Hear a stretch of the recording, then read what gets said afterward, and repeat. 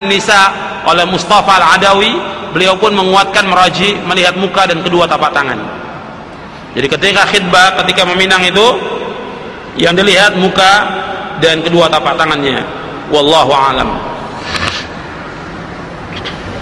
Kemudian apabila sudah meminang, sebagian ulama membolehkan juga atau menganjurkan untuk salat istikharah. Seperti dalam beberapa kitab itu dibahas tentang salat istikharah.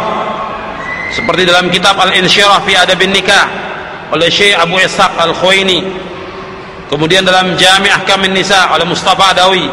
Kemudian dalam kitab Adabul Khitbah wa Zifaf fi Sunnah Al-Mutahharah oleh Amr Abdul Mun'im Salim. Semuanya ini dalam kitab itu membawakan, dianjurkan bagi laki-laki dan wanita untuk istikharah, untuk minta pilihan yang baik. Dalam Sunan An-Nasa'i beliau memberikan bab terhadap hadis yang berkaitan dengan Zainab binti Jahash. Itu diberikan bab di situ, salatul mar'a idza khutibat wastikharatuha rabbaha. Bab seorang wanita salat istikharah ketika dipinang. Bab seorang wanita salat istikharah ketika dipinang. Jadi menunjukkan di sini disunnahkan untuk salat istikharah. Kemudian setelah keduanya suka sama suka, maka diadakan akad nikah. Artinya setelah khitbah dan keduanya sudah setuju, maka diadakan akad nikah. Tentang jarak antara khitbah dengan akad nikah ini berapa lama nggak dijelaskan dalam hadis, nggak dijelaskan juga dalam athar. Cuma yang terbaik, yang cepat itu yang terbaik. Jadi kalau dia sudah khitbah, ya segera dia menikah, itu yang terbaik. Kemudian dalam akad nikah itu ya ada suka sama suka dari kedua calon mempelai, kemudian izin dari wali, kemudian ada saksi, ada mahar, ada ijab qabul. Tentang masalah wali ini sangat penting karena banyak orang yang sudah mulai menikah atau menggampang-gampangkan masalah wali ini. Dianggap wali itu bukan syarat dalam pernikahan. Di sini saya bawakan hadis-hadisnya bahwa wali itu sebagai syarat sahnya nikah. Artinya kalau si wanita tidak ada wali, tidak dapat izin dari walinya, kemudian dinikahkan, maka nikahnya tidak sah. Nikahnya tidak sah. Sebab Nabi SAW bersabda, ayyuma imra'atin nakahat bighairi idni waliha fanikahuha batil, fanikahuha batil, fanikahuha batil, fa in dakhala biha falahal mahru bimastahalla min farjiha, fa in ishtajaru fasultanu waliyun mala waliyawalah wal sultanu waliyun mala waliyalah. Nabi bersabda, siapa saja wanita yang menikah tanpa seizin walinya, maka nikahnya batil, nikahnya tidak sah, pernikahannya batil, pernikahannya batil. Jika seseorang menggaulinya, maka wanita itu berhak mendapatkan mahar dengan sebab menghalalkan kemaluannya. Jika mereka berselisih, maka sultan atau penguasa adalah wali bagi wanita yang tidak mempunyai wali. Hadis ini sahih, diriwayatkan oleh Imam Abu Daud, Tirmidzi, Ibnu Majah, Ahmad, Darimi, Ibnu Jarud, Ibnu Hibban, Hakim dan Baihaqi dari sahabat Aisyah radhiyallahu anha. Kemudian juga Nabi bersabda, la nikaha illa biwaliyin. Tidak sah nikah melainkan dengan wali. Dan hadis yang lain banyak sekali yang menunjukkan bahwa wali itu sebagai syarat sahnya nikah bagi wanita. Dan wali ini berlaku bagi gadis maupun janda. Wali ini berlaku bagi gadis dan janda. Artinya apabila seorang gadis atau janda menikah tanpa wali, maka nikahnya tidak sah. Ini berikan ayat dan juga berikan hadis Nabi sallallahu alaihi wasallam. Kemudian setelah itu memberikan mahar, dan mahar juga dalam Islam mudah, tidak berat. Tidak ada wali, ada suka sama suka, ada mahar, dan mahar itu tidak boleh wanita menentukan mahar yang tinggi.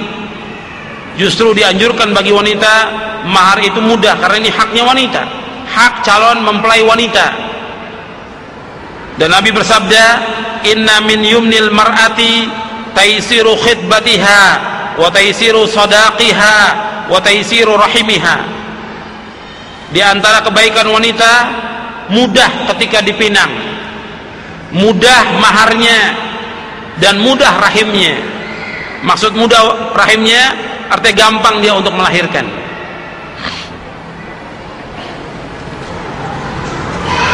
Kemudian ada khutbah nikah, kemudian ada walimah. Dan walimah ini ada pendapat ulama yang mengatakan sunnah, ada sebagian lagi mengatakan wajib.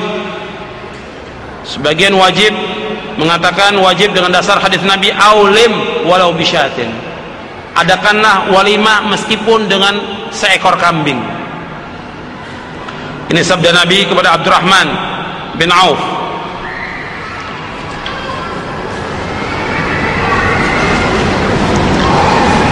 Kemudian yang lainnya yang berkaitan dengan adab-adab dalam pernikahan yang saya sebutkan, dan antum bisa lihat dalam kitab ini.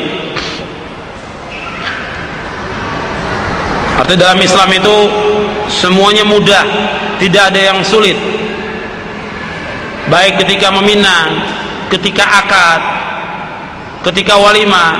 Walimah, sementara orang berpendapat walimah itu harus dengan meriah, mengundang semua orang, tidak. Seandainya dia mengundang saudaranya, tetangganya, cukup sudah, semampunya dia.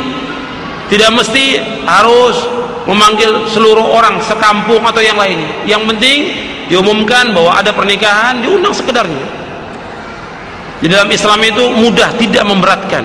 Kadang-kadang orang tidak mampu dia untuk walimah yang besar, kemampuan dia hanya membeli 1 ekor kambing atau 2 ekor kambing, adakan walimah.